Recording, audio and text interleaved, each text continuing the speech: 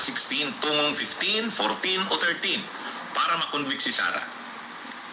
Bakit at paano? Yan, pag-usapan natin. Itong nakaraang araw, medyo nagre-react ang prosecution. Nagre-react ang prosecution kasi yung mga senador ng minorya hindi na uma-attend halos sa impeachment trial eh. Mga kabunyog, hindi na halos uma-attend. Ang mga yung mga senador ng minorya, si Loren Legarda nasa Europa pa yata hanggang ngayon. Si Alan Peter Cayetano absent ng isang araw, kahapon lang yata pumasok. Pagkatapos sila Padilla, si Bongo, saka si Mark Villar, nandun naman sa Senate building pero hindi naman dumalo doon sa plenary, nandun sa lounge. Nagkikwentuhan yung tatlo. May kapal pa ng mukha si Padilla na mag-post ng picture nila. So sabi ng prosecution, itong mga nangyayaring ito, nitong nakaraang mga araw, nagpapakita na ang mga senador, lalo na yung mga senador ng minorya, yung mga kakampi ni Sara, hindi naman interesado sa impeachment trial eh. Hindi interesado sa impeachment trial. Kaya, ang sabi ng prosecution, mukhang kailangan talagang i-revisit. Ibig sabihin, pag-isipan uli ng Senado bilang impeachment court yung naunang pronouncement ni Presiding Judge Chis Escudero na ang botong kailangan para makonvict si Sara sa impeachment trial ay 16. Sa simula pa lang kasi ng impeachment trial, nilinaw na, mga kabunyog, nilinaw na ni Chis Escudero bilang Presiding Judge na 16 ang kailangang boto. Kaya lang, itong mga nangyayari ng ito ngayon na parang wala namang interest, itong mga senador ng minorya, itong mga senator judges na ito, sabi ng prosecution, ay mukhang kailangan pag-usapan yan uli. Kasi bakit naman isasama mo sa boboto yung mga hindi naman interesado sa trial, binabaliwala ang trial, hindi naman nakalahok sa trial, o bakit pa sila boboto? Kumbaga unfair naman yon na boboto sila, hindi naman nila nasubaybayan ang impeachment trial. Kaya sabi ng prosecution, sa tamang panahon, pwede nilang i-raise uli yung issue na yan. Bagamat nagsabi na si Presiding Judge Chis Escudero na 16 ang kailangang boto, pero hindi. Sa mga nangyayari umanong ito, kitang-kita naman, parang binabaliwala ng mga senador ng minorya, yung mga pro-Sara na senador, parang binabaliwala nila ang impeachment trial. Ang halos laging nandun lang yung mga senador ng mayorya. Pero yung mga senador ng minorya, absent. Maliban pa sa nakakulong si Marcoleta, nakakulong si Jingo Estrada, bakit mo sila isasama pa sa pagboto? Nakakulong nga eh. At saka mayroon namang mga senador na kasama ng minorya, hindi naman nakakulong, pero hindi naman nakatutok sa impeachment trial. Tulad ni Loren Legarda, ayun, ang tagal-tagal na doon sa Europa. Tulad ni Alan Cayetano, ilang araw na absent. Tulad nila Padilla at Bongo at Mark Villar, hindi naman nakikinig doon sa trial. Kaya sabi ng prosecution, mukhang kailangan uling i-revisit. Yung sinabi ni Chis Escudero, hindi pa yun final. Yung sinabi ni Chis Escudero na 16, pwedeng pag-usapan uli yun eh.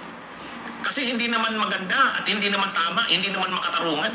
Bakit mo bibilangin sa butuan yung mga hindi naman lumahok sa proceedings ng impeachment trial? Kaya sabi ng prosecution, sa ngayon hindi pa nila i-raise yung issue na yan. Pero pag magbubutuhan na, pagtapos na siguro yung impeachment trial, patapos na, magdidesisyon na kung i-acquit ba o i-convict, i-raise uli nila yung issue na yan. Ano ba talaga ang dapat na basihan ng 2/3? Kasi ang nakalagay lang naman sa Constitution, 2/3. 2/3 ng body. Pero yung yung body na sinasabi, hindi naman malinaw kung Ano ba yung ibig sabihin nun? Kaya sa ngayon, pinagbigyan muna yung sinabi ni Chis Escudero na ang 2/3 ay 16. Pero wala namang nagbabawal na erase uli yung question na yan, yung issue na yan.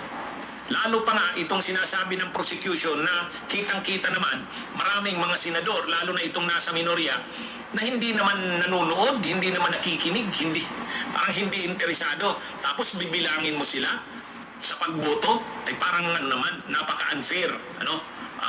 Bakit sila bibilangin sa pagboto? Hindi naman sila nanonood sa impeachment trial. Hindi naman sila lumalahok ng aktibo. Sa totoo lang, napaka unprofessional, napaka-irresponsable ng Senadong ito.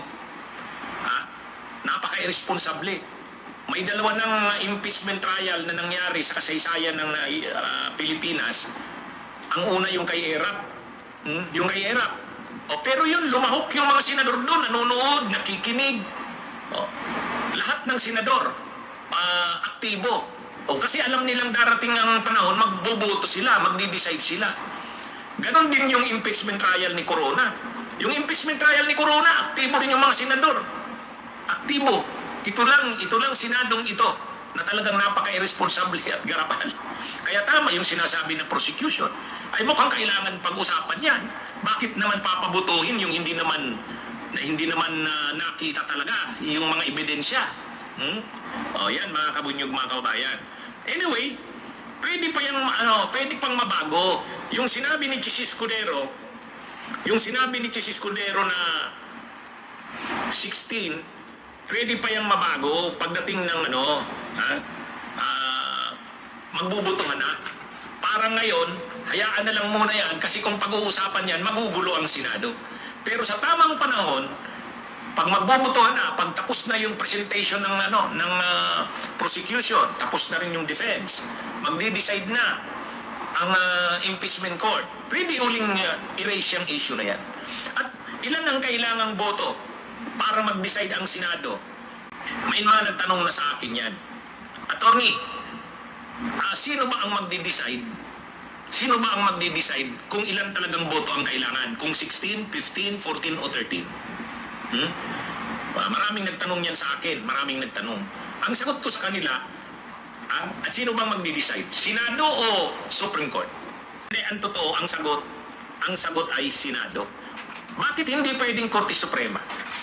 Ang Korte Suprema, mga kabunyog, ang Korte Suprema, kahit pa hindi Korte Suprema, ang Korte, hindi ka naman pwedeng lumapit sa Korte para humingi ng advice. Ang principle sa atin, pwede ka lang lumapit sa Korte, kasama na ang Korte Suprema, kung may actual case na or controversy.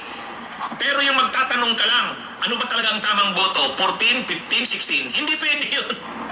Kasi kapag ganyan ang papel ng Korte, babahayin ang Korte ng tanong.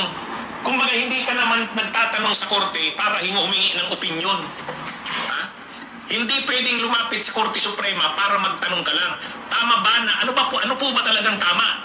16, 15, 14, hindi pwede yun. Hindi pwede yun. Hindi ganyan ang operasyon ng ating sistema ng batas at hustisya. Lalapit ka sa korte pag may problema na. Hindi ka pwedeng lumapit sa korte para humingi ng advice. Bawal. Hindi naman po ang korte lapitan para sa advice. Ang korte ay lapitan para mag-resolve ng mga aktwal ng kaso. Yung may kaso na talaga, may issue na. Pero yung wala pa namang issue, hindi ka pwedeng lumapit sa korte, wala pa namang actual case or actual controversy.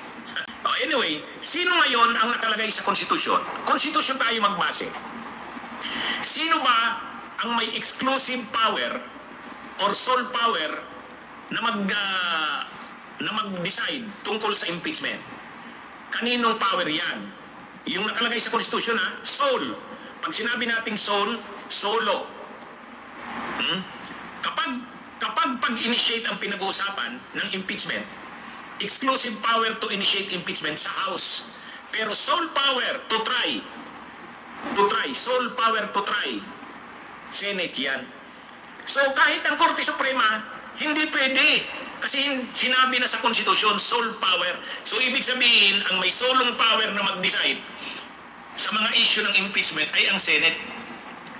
Ha? So Senate, kasi siya yung impeachment court. O ngayon, magbubutuhan ngayon ang mga senador. Halimbawa, tapos na yung presentation ng mga evidence. Sa dulo niyan, pwedeng erase yung issue na yan. Halimbawa, i-erase ni Senadora Risa Hontiveros.